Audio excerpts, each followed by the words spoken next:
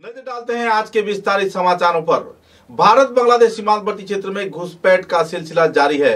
दलालों के सहयोग से रोहिंग्याओं को भारत में प्रवेश करवाया जा रहा है और कई क्षेत्र में तस्करी के जरिए भी लोगों को बड़े पैमाने पर पैसा ऐंठ कर उन्हें भारत के अंदर घुसपैठी दलालों द्वारा सहयोग किया जा रहा है और भारत के अंदर उन्हें रहने का भी ठिकाना दिया जा रहा है।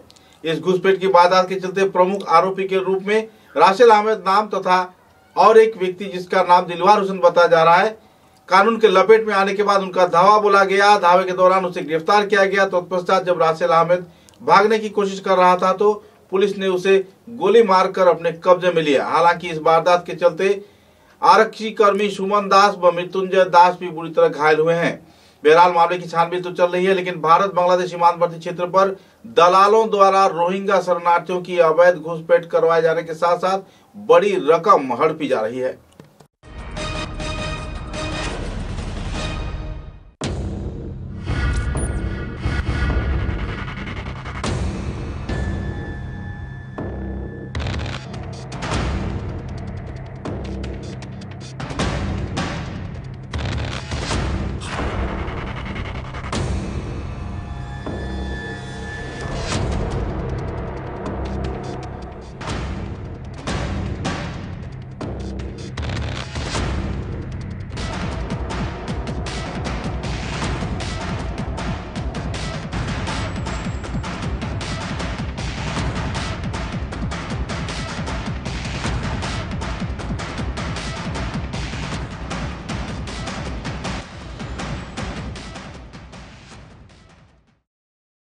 যোৱাকালি গধূলি আমি এজন মানুহ এপ্ৰিহেণ্ড কৰিছিলোঁ, দিলৱাৰ হুছেইন, কৰিমগঞ্জ ৰেলৱে ষ্টেচনৰ ওচৰত।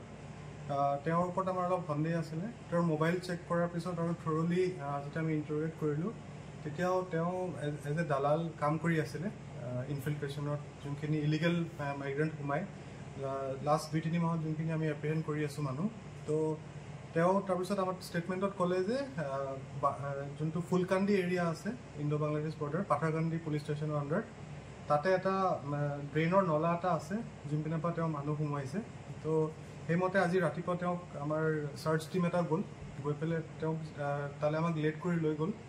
তাতে তেওঁ তাৰ পৰা পলাব চেষ্টা কৰিছিলে আৰু আমাৰ যোনটো ছাৰ্ভিচ ৱেপন আছে সেইটো স্নেচ কৰিবলৈ ট্ৰাই কৰোঁতে তেওঁক এটা ৱাৰ্ণিং শ্বট মাৰি পেলাই তেওঁক এটা ভৰিত এটা ৰাউণ্ড শ্বট দিয়া হ'ল। সেইমতে তেওঁক এতিয়া আমি কৰিমগঞ্জ চিভিলত আমি এডমিট কৰাইছোঁ আৰু আমাৰ 2জন পুলিচ পাৰ্চনো ইনজৰ্ড হৈছে, তেওঁলোকো এডমিট আছে এতিয়া। আৰু বাকী ইনভেষ্টিগেশ্যন চলি আছে। তেওঁ কোৱা মতে তেওঁ মোৰ দেন 70 মানুহ এইটো ৰুটৰ পৰা বোথ ছাইড সোমোৱাইছে আৰু উলিয়াইছেও। তো আমি এতিয়া থৰলি ইনভেষ্টিগেশ্যনটো চলাই যাম। তেওঁৰ নামটো কি, তেওঁৰ ঘৰ ক'ত?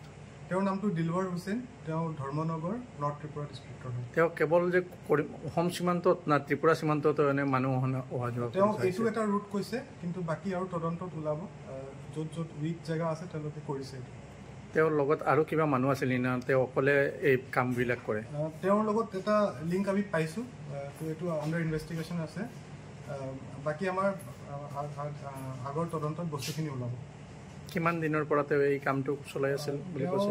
আমাক যোনটো ষ্টেটমেণ্ট দিছে, তেওঁ লাষ্ট 6 মান্থছৰ পৰা এইটো কাম চলাই আছে। বাংলাদেশ